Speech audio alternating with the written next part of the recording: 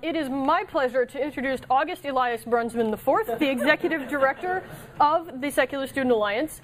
August has been around with this organization since the very beginning days. He has seen us through from when the Secular Student Alliance started with about 30 affiliates through now, and we have about 230. He has seen us from the days of working from the Ohio State University computer labs to the working from home days, to our search for an office, to now when we are rapidly outgrowing our office. He has been through and been around and seen it all. August is not just involved with the Secular Student Alliance. He's also was the founder of Students for Free Thought at Ohio State in 1999, and has been involved with Camp Quest Ohio since the same year, 1999, and is now the director of said Camp Quest Ohio.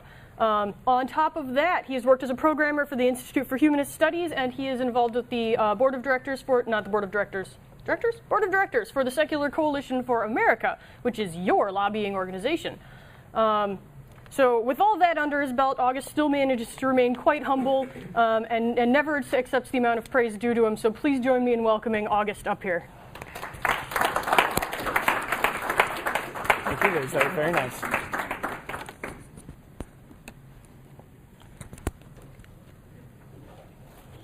Where's your favorite spot for this, Jesse? Left side. Left side? Lapel? Yeah? Good. All right. Good enough. Well, thank you very much for that very kind introduction, Liz. So I'm going to allegedly at least tell you how to be a campus fundraising ninja. And then Jesse will compete with me and show you how to be a media pirate.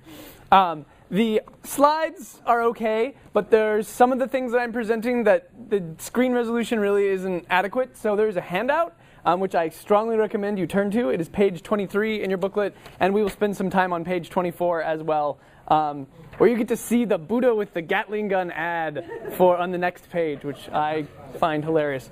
So anyhow, all right.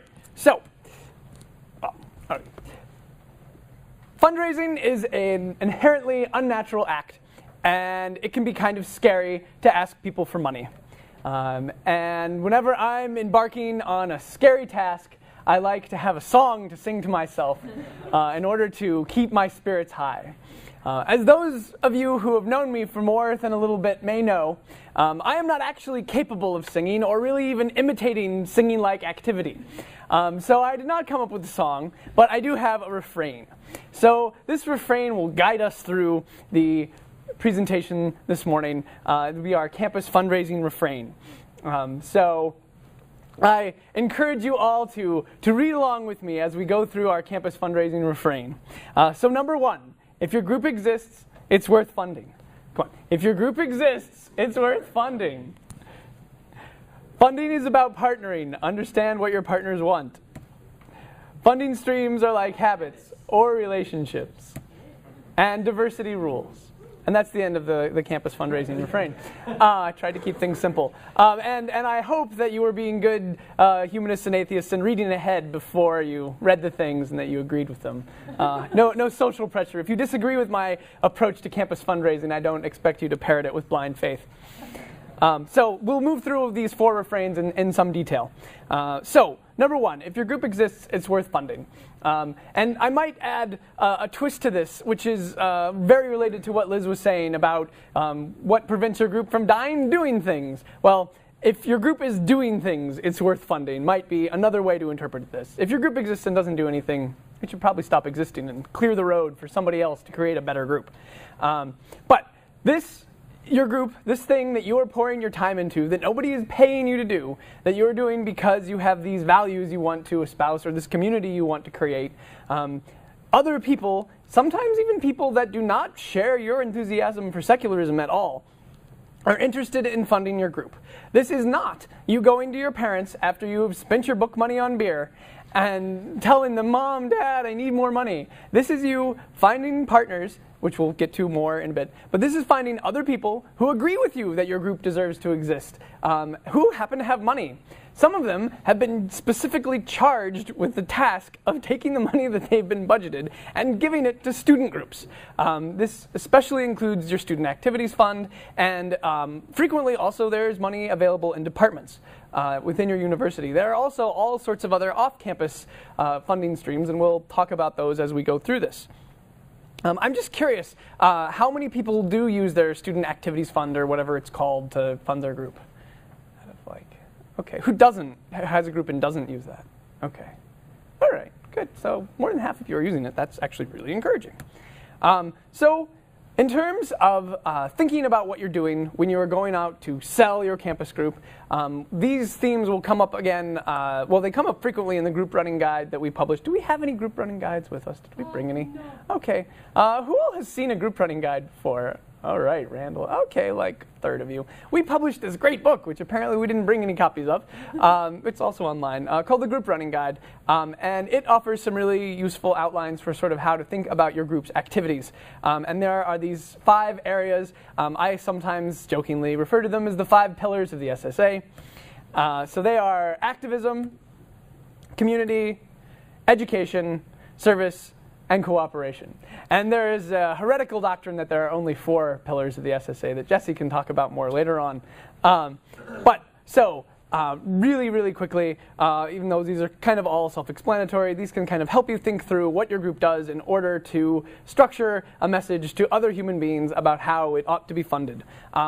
Activism, this can be ornery things. Frequently it is where you're going and saying, oh, well, there's a prayer at our public university's graduation. Maybe that's not actually very inclusive. And perhaps we should hand out flyers at graduation or write in letters to the editor. That's a quick example. Community.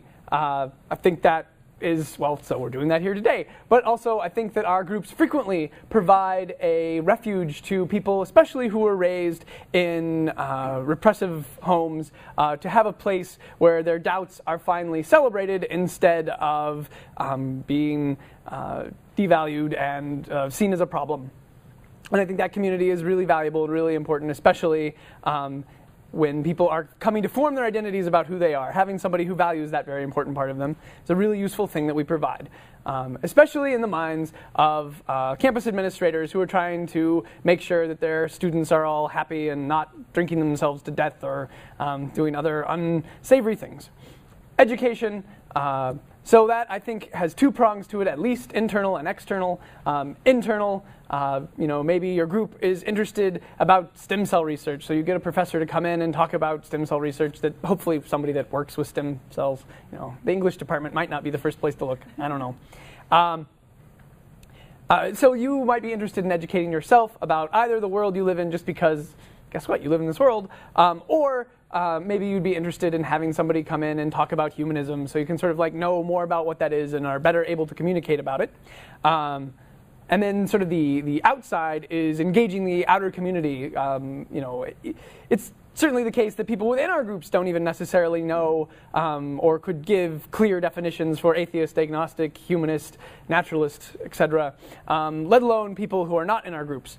So providing that kind of education where you have, say, maybe an Ask an Atheist panel or something along those lines can be helpful, or staging a debate. Also a good way to do kind of external education. Service is something that we're going to talk about more this weekend, and something that's growing in popularity with our groups that we're really excited about, and something the Foundation Beyond Belief maybe can comment on as well. So we'll see where that goes. But that is, this is the one world we get. We don't get any other worlds, so we might as well make this place a better place. And cooperation. It turns out it's really effective to work with other people, both because you get more done when you work together, but also because in that cooperation, other people are forced to learn about you.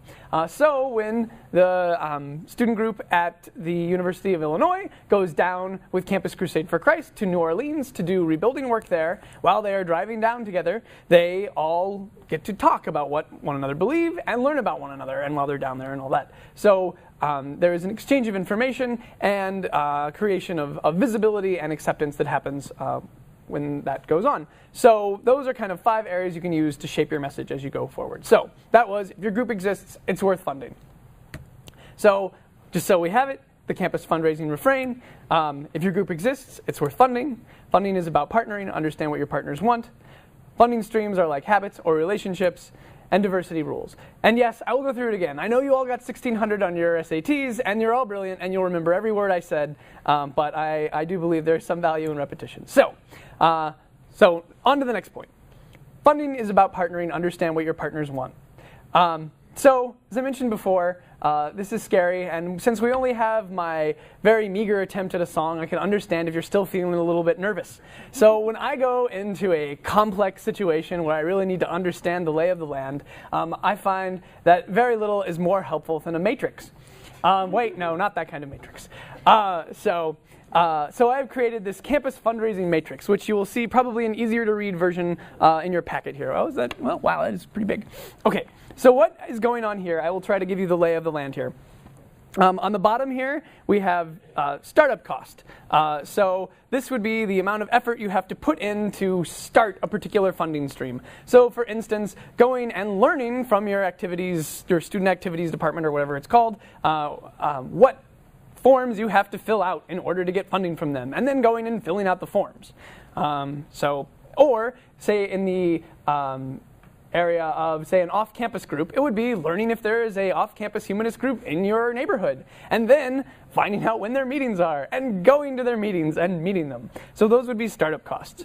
That's on the bottom here. So they're arranged by 1, really, really easy, 10, really, really hard. So we'll get to the details later, but that's how that works. Then on the y-axis, we have return on investment after you've paid the startup cost. So once you've already gone through the trouble of asking the local humanist, atheist group, whatever it is, the off-campus group for funding for a project, and you already have a relationship and you were successful, it is much easier to go back to them after you've paid that startup cost.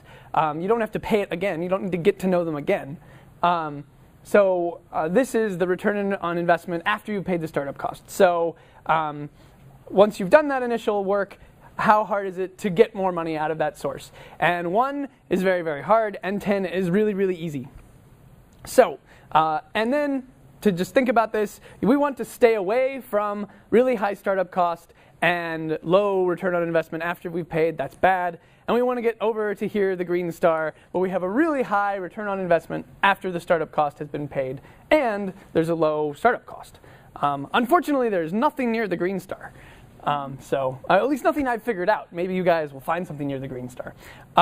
So really quickly, I just want to explain what these are, since I know not all of them are obvious, or at least people always seem to ask. So activities funds, we already talked about. Departments, these would be like university departments. Alumni, these would be alumni of your group. Obviously, if your group is 2 years old, well, maybe not obviously. If your group is 1 year old, it probably does not have any alumni. It is important, not critical that you have to do it right this second, but it is important to come up with some sort of system for having a relationship with your alumni. Facebook is a big help on this. And we're contemplating other ways to help you more, but we're not there yet. But Facebook is probably the low-hanging fruit on this one. Individuals.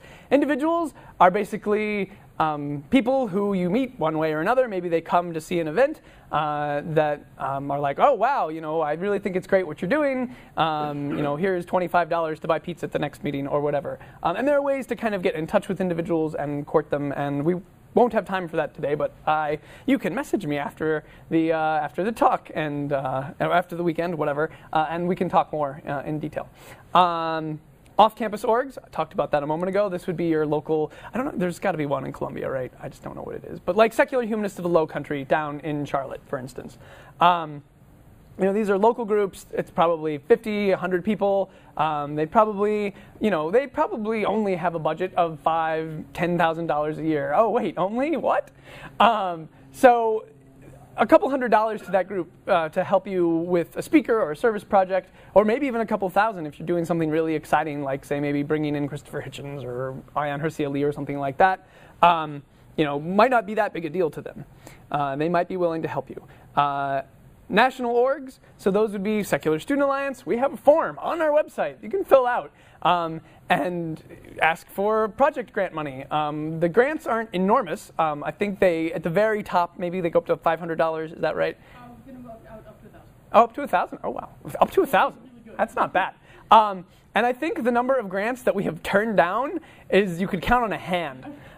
So do that. We will help you. We're not the only ones, though. You may be able to ensorcel American Atheists or the American Humanist Association or another group into funding you. I don't know that they have grant funds. I know that the Center for Inquiry on Campus does have a grant fund. Or they used to. I don't know. Does Matt know? Do you guys still have a grant fund? CFI on campus? We still have a grant fund? Yeah. Yeah. It's existed. Okay. So they have a grant fund, and apparently there's a story there too, so yay for stories. So national orgs are an option. Partners, so that would be, say, if you were holding a debate, say between, as in my example later on in the talk, Ion Hersey-Ali and William Lane Craig. And you cannot bring yourself to write a check with William Lane Craig and a positive amount in the register. So you partner with Campus Crusade for Christ, who are bizarrely fanatical about doing this. Not that they're necessarily actually fanatical about it, but whatever. I'm poking fun. They're very happy to do that, probably. So you could partner with them, and then you pay for Ion Hersey-Ali, they pay for William Lane Craig. You've just pulled off a $10,000 event for $5,000. So that can be very helpful. Events, so that would be selling tickets to events. Member fees, how many groups charge member fees? $5, $1, no, one SFF does, okay. Very rarely does this result in any sort of catastrophe or calamity, and it is a good way to get people to get buy-in, just like a $5 once a year membership fee, or at least I think that's correct. I've never heard of it leading to disaster, have you? It has never led to disaster. Okay. I also think enforcement is hard and rare, and complicated. Yeah. So participants. So if you have a little bit like people that buy a ticket to an event, but say if you're going down to New Orleans to do a service project and it costs $150 for every person to go, maybe the participants pay $100 or $50 to do that. And then it turns out you can fund your group. You'll notice that there's no startup fee. You just take the money out of your wallet, but there's no real advantage to doing it because you have to keep paying every time. That said, I have certainly, even back when I was a poor college student, sprung $20 for pizza for a meeting. Not a terrible idea to do every once in a while. So those are sort of streams to think about and encourage you to think about them. And I think I've arranged them in a sort of correct way, but your mileage may vary, indeed. So when you're understanding, so those are all the different people that I could think of in groups that you might be getting funding from. So a few things to think about, especially when you're dealing with your activities fund, is that campuses really love the idea of diversity. Guess what? Atheists are a minority, it turns out. Who knew? And agnostics and secularists in general. And they're generally not an especially well organized or represented minority, and your group provides them a voice. And there is, in fact, an article, which the whole title of is on the second page, next to Buddha with the Gatling gun, by Goodman and Mueller, which is called Invisible, Marginalized, and Stigmatized, Understanding and Addressing the Needs of Atheist Students. So if you go to that link that I have given you here, it will go there. Odds are your university has a subscription to the database that it's in. I don't. It was free for a while. It's not now. So you may have direct access. If not, I happen to know that Goodman and Mueller would be delighted to send you a copy of that article, and I can put you in touch. So let me know if you need a copy of it. It's excellent. It will be very persuasive to your student senate or whoever you want to tell things to. When you're explaining the value of a project you're trying to get funding for, remember to also explain the value of your group every single time. Even if you think the funder knows, they may not, because the people making the decision that particular day may be different people. And also be aware that many funders will tell you what they're interested in. Just ask them. So that is, funding is about partnering, understand what your partners want. So the refrain, which we're going to go through very quickly, because we're running out of time here. Okay, so the last two I've put together. Funding streams are like habits or relationships, and diversity rules. So for this, I recommend turning to the next page, which has the sample funding year. So this looks easier to read on your sheet of paper than up here, I think. So what's going on here? Oh, before then. Okay, over on the side, we have different funding sources that we talked about before. And then here on the top, we have different events. If you did all these events in a year, I think you would be like the best secular group in the world. Or, well, on campus. This is a really ambitious year. So maybe this is 2 years. But so what we've got here is each different event. So we've got Punch and Pie for your meeting. We've got bringing in Hemet Meta, the friendly atheist, to speak to your group. We have a New Orleans service trip. We have bringing in Susan Jacoby to speak to your group, and a debate between Ian Hersey and William Lane Craig. And the funding. So Punch and Pie. This is going to cost $50. Guess how you pay for it? Out of your wallet, $50. This sort of is painful because you like keeping your money, but your meeting is better attended because you have more people. So moving on, Hemet Meta. You want to have him come and speak to your group. You email Liz, and Liz puts you in touch with Hemet, and talk, and are like, oh, well, to get you to Moscow, Idaho, it's going to cost, to get Hemet to Moscow, Idaho, where your group is, of course, lots of people from Moscow here, right? It's going to cost $500, so you go and you're like, oh, well, I can pay $50. Sure, why not? And then you go to your members, though, maybe your fellow officers, and you're like, hey, I'm throwing in $50. Can anybody else help pay? And somebody else is like, oh, well, I can give you $25. So that would be your other leaders. And then, yeah, $25. And then your members, maybe you start charging member dues, and you'll take $50 out of that. And you go, well, you were talking to Liz. Liz mentions, oh, we'll help kick in some money to bring in Hemet, $200, let's say. Then the swag sale. Let's say you have a bake sale, and you bake all sorts of wonderful things, and you make $100 in your bake sale, but then, oh, you realize how much it costs to bake all of the things was $90, so you make $10 on your bake sale. Off-campus group, you ask them for money, they give you $65, and then you ask your student activities fund for funding, and they give you $100, and you've paid for Hemet. The New Orleans service trip, so you decide you want to go down to New Orleans with Campus Crusade, and you work out all the math, and it's going to be $1,900. You are feeling the pinch, you only want to put in $25. You get another officer to put in $25. Your membership has increased because you brought in Hemet, and because you did all the amazing things that Liz talked about, and you have $200 from that fund to use. You get another $100 from, say, CFI on Campus's activity fund. This time, instead of doing your swag sale by selling cookies, you contact Evolve Fish. Oh, look, there's their ad. And you say, hey, we would like to sell some goods on consignment, which sometimes they will do. If they're not willing to underwrite it, we probably are. So basically how that works is you tell them what you think you can sell. They send you the stuff. You sell what you can sell, you send back what you don't sell, and you send a check for what you did sell, you keep the profits. It's a very easy, lucrative way to do things. And this time, instead of making $10 selling cookies, you make $150 selling A-pens and Buddhas with Gatling guns or whatever. And so on. I could step through this, but I'm out of time. But the sort of trend here that builds on the next ones is that you've established relationships earlier. So you'll notice, say, under Susan Jacoby, that before you were only getting $100 from your off-campus group, but now for Jacoby you're getting $540 because they trust you, you were successful, and you did things that they liked.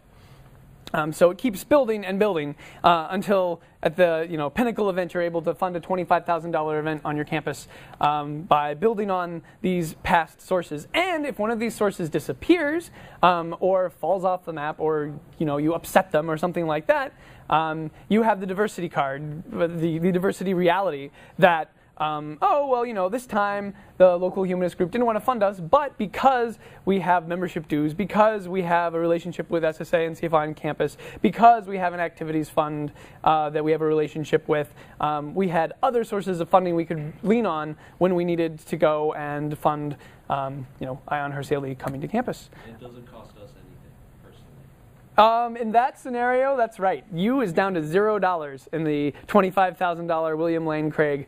That is a very important point, Steve, and hopefully it would be. So that was your twofer for the day. The refrain, one more time. I'm going to let you guys read it on your own. So thank you very much for letting me come and talk at you. I can take one question if anybody has one. Otherwise, I would be happy to talk to you later. Oh, Don? Would you say say that it's worth having an officer level position, like a development director for groups, to really focus these talks? It couldn't hurt. I don't know what the track record is with development officers. Usually Treasurers end up doing it. I know what. It seems to be as much about personality as position, annoying as that is, and yeah, it is often treasurers. You could try it. Let me know. Tell us how. Let Liz know. Tell us how it works. It would be great to have somebody pay attention to this. I would say one thing absolutely super important, which is related to what Liz was talking about, is that cross-training is really, really important. Don't let it be the case for more than one event that you have one person who has a relationship with the off-campus group introduce somebody else. So that if you, well, hopefully it's not an if, when you graduate, you will, your group will continue that relationship so that you can go on to get funding from them in the future, and they don't have to pay that startup cost all over again. So cross-training, really, really important. And I would say that specialization in sort of the larger scheme of things is really, really valuable. Fundraising is so difficult, so important, and so emotionally taxing at the beginning that there is, I think, a lot of value to spreading out the work a bit. And it also kind of embiggens your own spirit to, I understand that word is very cromulent. To go off and support the group, not only in doing future fundraising, but also in terms of just being enthusiast for the group in particular. So thank you very much. And in about 5 minutes, we will have Jesse Galiff.